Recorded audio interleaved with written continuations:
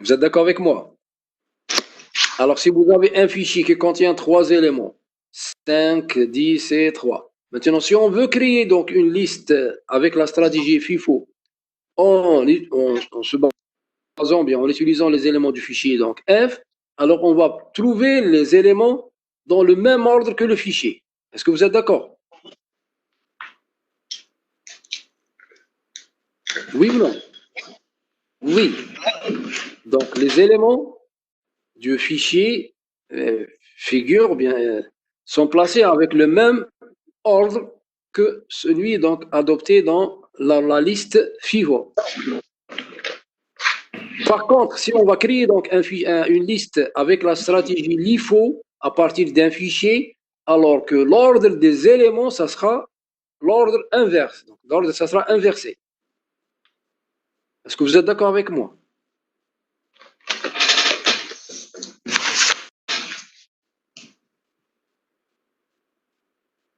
Est-ce que vous avez compris donc cette remarque?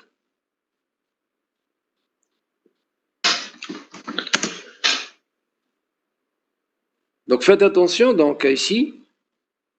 Alors si on inverse, alors maintenant si on vous demande maintenant, on vous dit écrire un algorithme qui permet d'obtenir les éléments du fichier, bien les éléments d'une liste avec le même ordre que celui du fichier donc initial.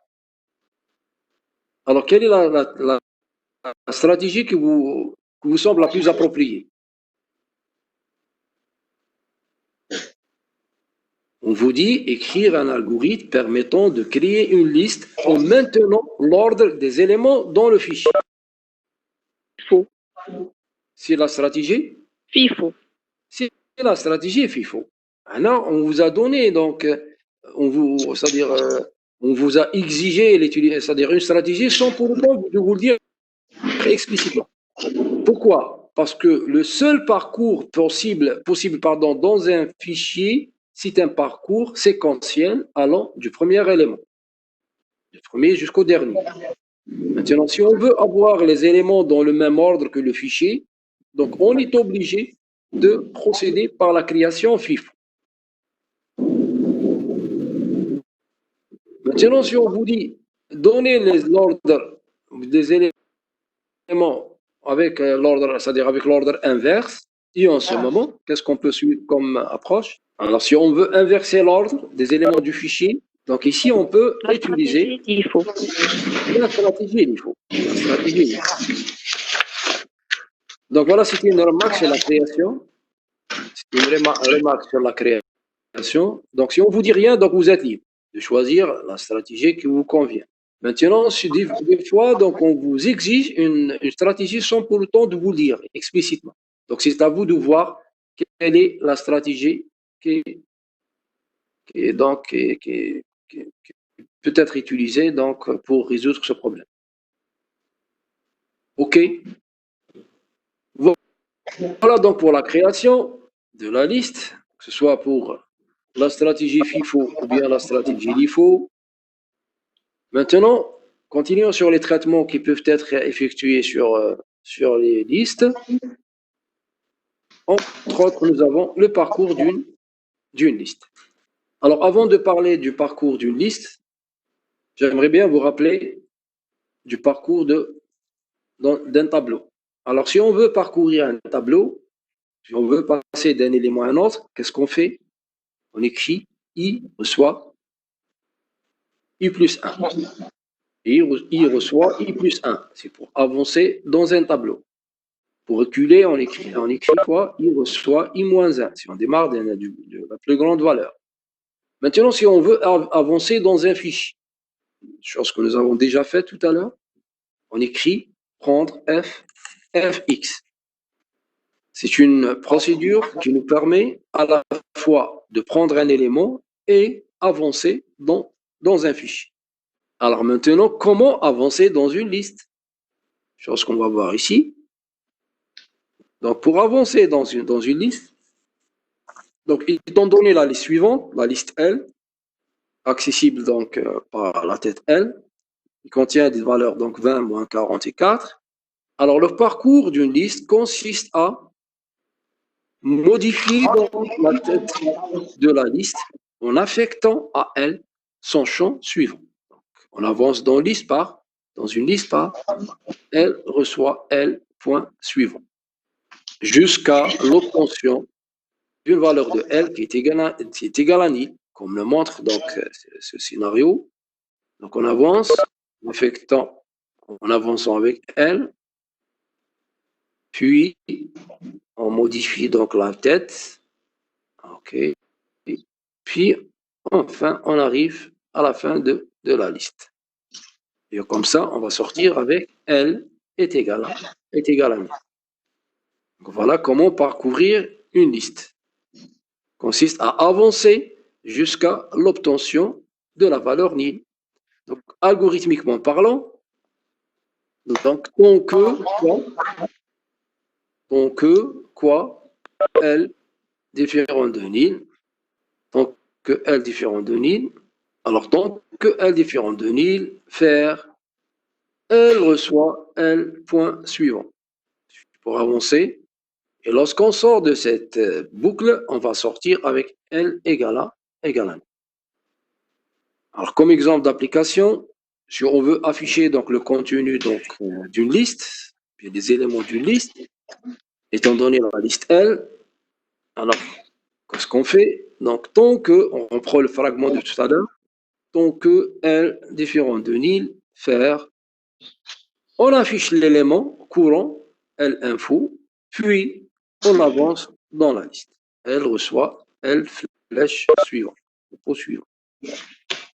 Puis la fin de la boucle.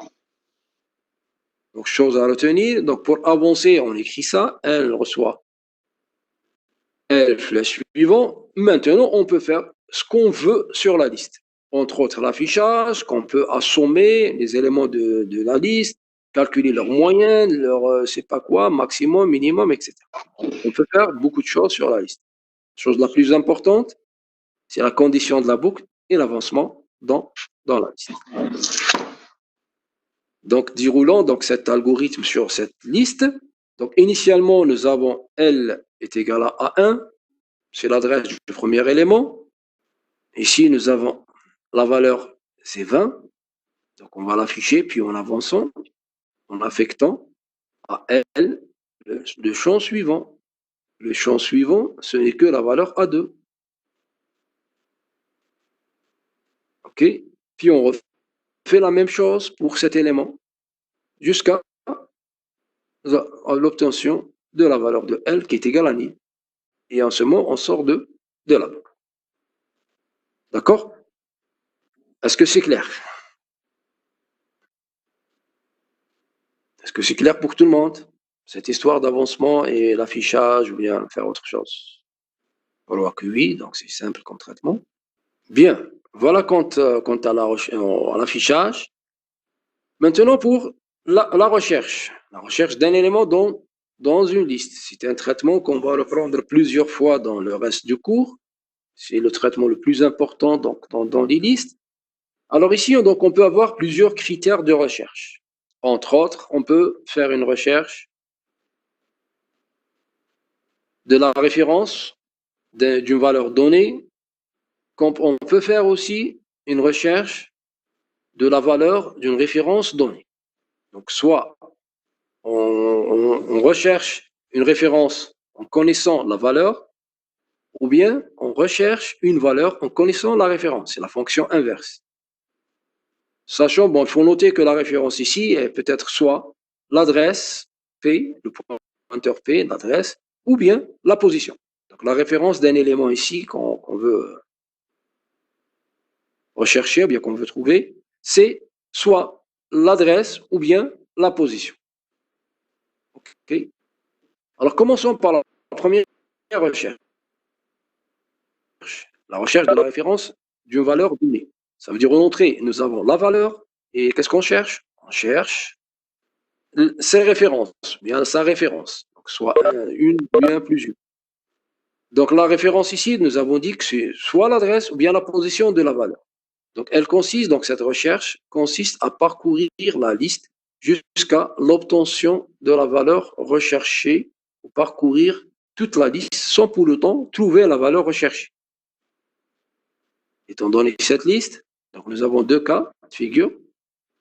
Si la valeur val est égale à moins 50, donc c'est une valeur qui existe, alors là, on donne soit son adresse, c'est A2, ou bien sa position. Elle se trouve à la position 2. Ici, il est la position 1, la position 2, position 3. C'est une recherche qui est sanctionnée par un succès.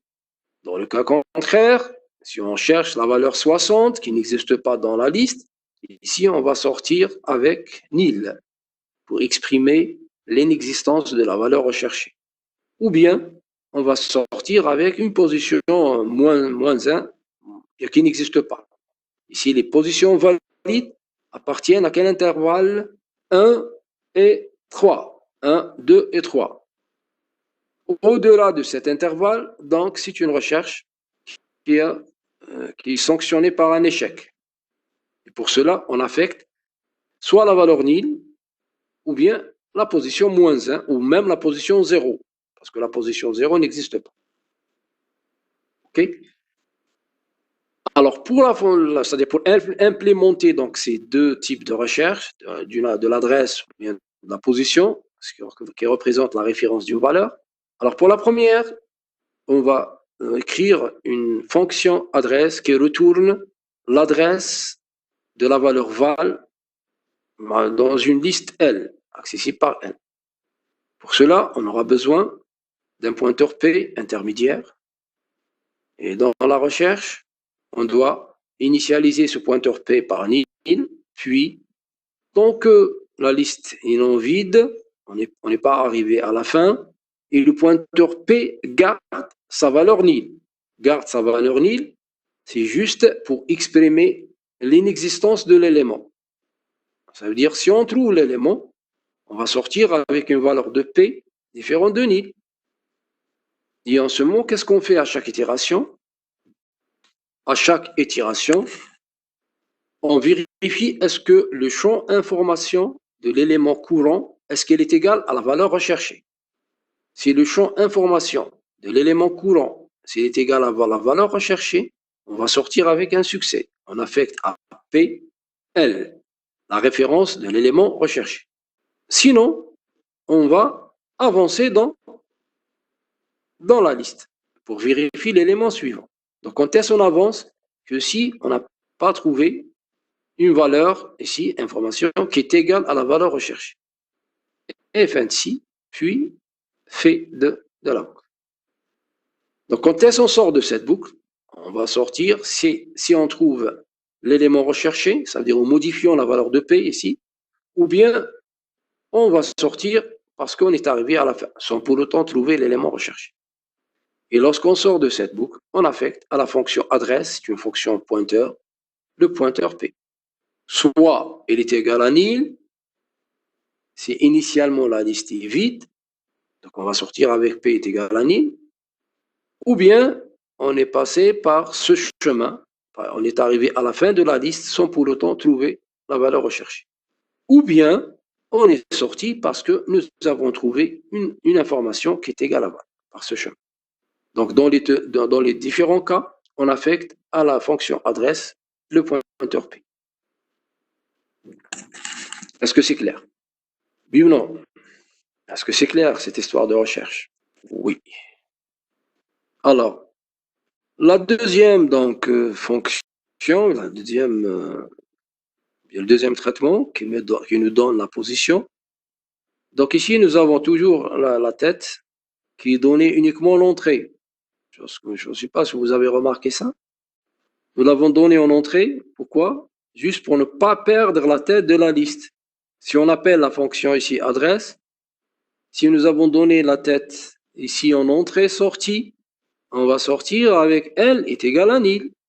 Et en ce moment, nous avons perdu l'accès à notre liste. Dans les deux cas, nous avons déclaré L comme étant un paramètre d'entrée. Nous avons donné uniquement la copie de la tête. C'est juste pour conserver la tête de la liste et ne pas la perdre. Faites attention à ça. C'est la même chose ici. Mais pour la position, la fonction position, nous avons donné L en entrée, la valeur val en entrée, et en sortie, nous avons la position qui est une valeur entière. Pour ce traitement, on aura besoin de deux indices, de deux compteurs, si on veut, I et pose, de type onti. Comme premier traitement, donc, on initialise les deux, I par 1, I nous permet d'avancer dans la liste en incrémentant donc I, alors que pose joue le même rôle que P. Pose, moins 1, joue le même rôle que le pointeur P. Donc, tant que L est différent de nil et pose garde toujours la valeur moins 1, on avance et on vérifie est-ce que L information est égale à val, on va le rechercher. Si oui, on va modifier pose, comme P, par I. Non pas par L, parce que là, on veut retourner la position, non pas l'adresse. Sinon, on avance en avançant dans la liste en même temps avec l'indice. Parce que l'indice, l'avancement dans l'indice est indépendant de l'existence. Parce qu'on avance dans les deux cas. Alors, mais quand est-ce qu'on avance que si on n'a pas trouvé? Parce que si on ne trouve, ce n'est pas la peine d'avancer, parce qu'on va sortir. Fn_c ici, pour sortir de cette instruction-ci, pour la boucle aussi. Et lorsqu'on sort, on va retourner la position pos, ici qui est égale à i. Si on la trouve, qui est égale à moins 1 si on ne la trouve pas. Donc moins 1 en cas d'échec, i dans le cas favorable. Puis la fin de la fonction position. C'est clair? C'est clair ou non? Ok. Voilà donc quant à la recherche de la référence en connaissant la valeur.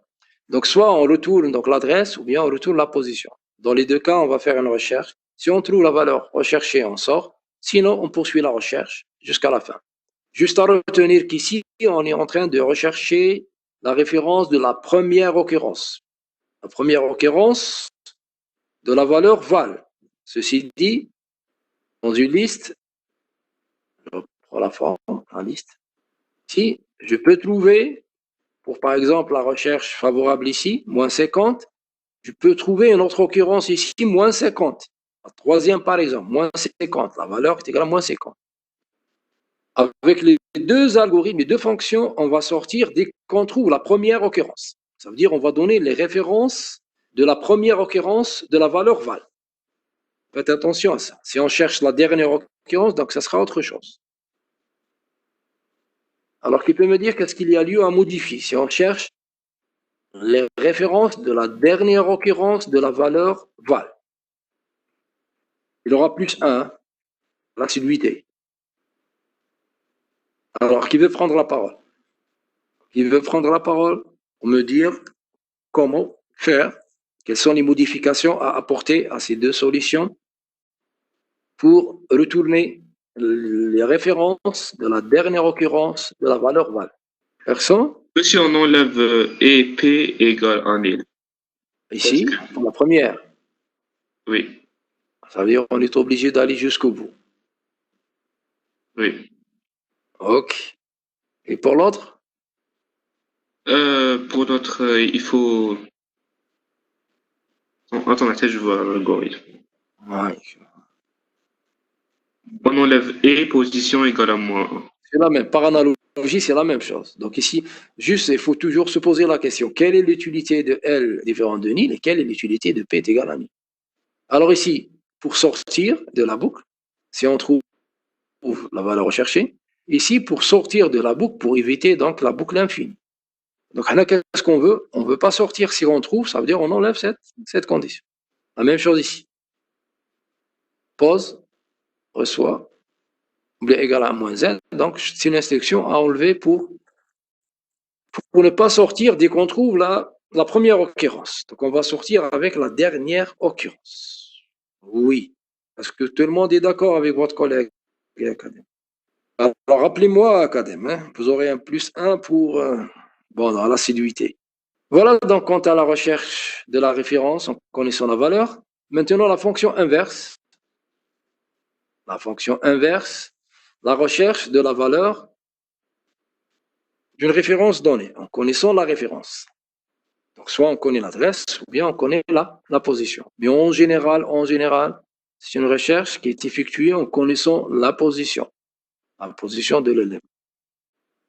Donc, elle consiste à parcourir la liste jusqu'à l'obtention de la référence recherchée. Il faut parcourir toute la liste sans pour autant la trouver.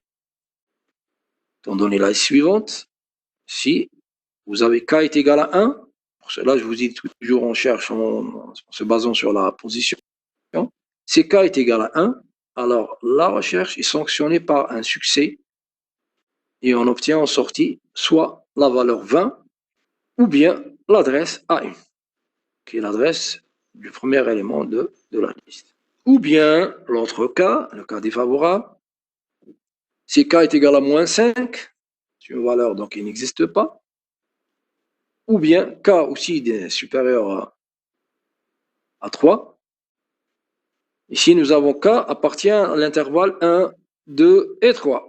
Au-delà de cet intervalle, que ce soit une valeur donc inférieure strictement à 1 ou bien supérieure strictement à 3, pour cela, donc, on va retourner la valeur nil. La valeur nil. Bon, pour le premier cas, nous avons retourné soit la valeur, soit l'adresse. Pour le deuxième cas, nous avons retourné uniquement l'adresse, parce que si on ne trouve pas la valeur recherchée, on n'a aucune valeur à afficher.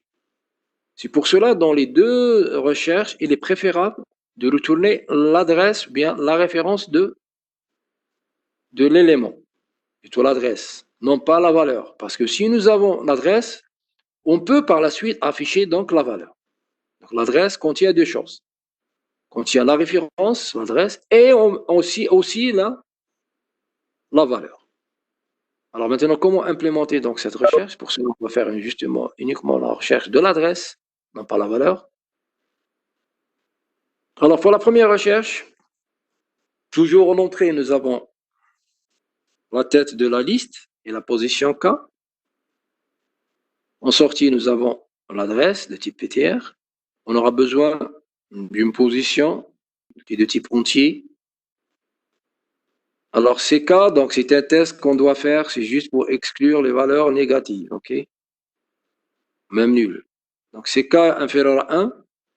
Alors qu'est-ce qu'on affecte à adresse? C'est une double, c'est des erreurs de copier-coller. Adresse, qu'est-ce qu'on lui affecte?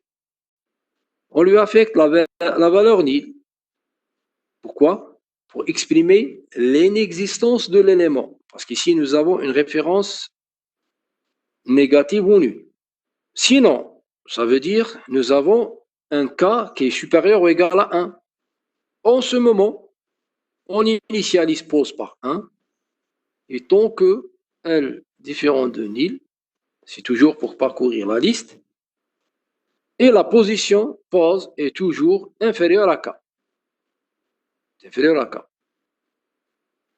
Alors, en ce moment, qu'est-ce qu'on fait? On vérifie est-ce que l'élément, bon, sans vérification, ici on avance. Pourquoi? Parce que l'objectif c'est d'avoir donc la position K. Donc si on avance, donc on doit avancer sans vérification. On avance avec L et on avance avec pause. Parce que pause, la dernière, le pire des cas, c'est on va sortir avec un pause égal à K. Ou bien on va sortir avec L est égal à Ni. Dans les deux cas, qu'est-ce qu'on affecte? On affecte à adresse L, la valeur L.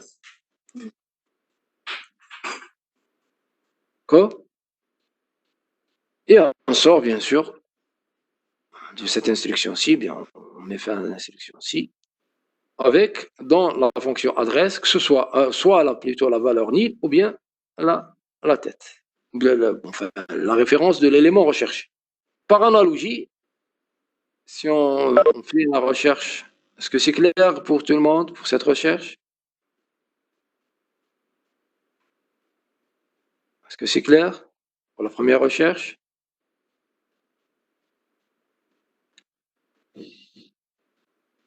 Alors, une deuxième variante, pour ne pas dire c'est la deuxième variante, c'est une version jugée optimale par rapport à la première. Donc, on va réduire quelques variables, quelques traitements. Donc, on va utiliser uniquement, ici, on va faire abstraction de la variable pose. On va vérifier si k inférieur à 1, c'est la même chose pour le premier test, adresse reçoit ni, pour exprimer l'inexistence donc de l'élément. Et tant que maintenant L différent de nil et K supérieur strictement à 1. Ici, nous avons pose qui s'agit d'un compteur. Alors ici, on va utiliser K, qui va jouer le rôle d'un décompteur et l'élément d'entrée. Paramètre, bien sûr, d'entrée. Alors, L, toujours, on avance avec les deux instructions. En avançant avec L et en décrémentant K. Et lorsqu'on sort, on va affecter à adresse L, que ce soit avec le premier parcours ou bien le deuxième parcours, le parcours avec L ou bien le parcours avec K. Et on met fin à la fonction adresse. Est-ce que c'est clair pour tout le monde? Oui ou non? Cherche qu'on va utiliser dans le reste du cours pour l'insertion ou bien la suppression. Donc je reprends. Donc ici nous avons exclu le cas des valeurs donc négatives ou nulles pour affecter nil. Puis on est en train de comparer à chaque fois la position à K. Si on est toujours inférieur, donc on avance. Et on sort avec, en affectant à la fonction adresse L, parce qu'on cherche ici l'adresse, c'est la référence. Bon, une simple vérification, un simple déroulement, si vous avez K est égal à 1, K est égal à 1. Donc on va sortir avec normalement, avec la tête. K est égal à 1, on va sortir avec la tête. Alors, est-ce que c'est K inférieur à 1?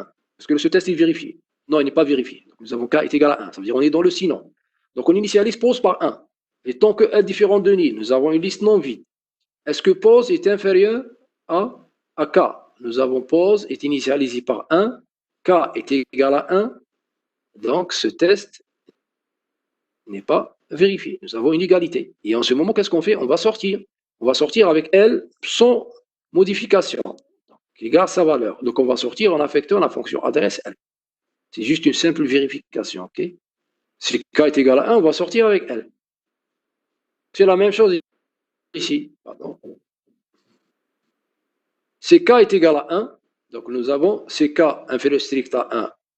Le test n'est pas vérifié, donc on est dans le sinon, K est égal à 1. Tant que donc L différent de nil n'est pas vérifié. Et est-ce que K maintenant est supérieur strictement à 1? Non, c'est K est égal à 1, donc on ne fait rien. On va affecter à adresse la valeur L. Donc là, dans la tête, L. D'accord. Maintenant, CK est égal à 2. Je suppose que le K est égal à 2. Si vous avez une liste qui contient un seul élément.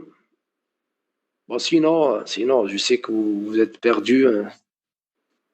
Je ne vais pas trop détailler donc cette partie. Je pense que je vais la laisser pour la prochaine fois, Inch'Allah. D'accord. Je sais que la plupart d'entre vous ont perdu la file. Ne me suit pas très très bien. Sur un exemple.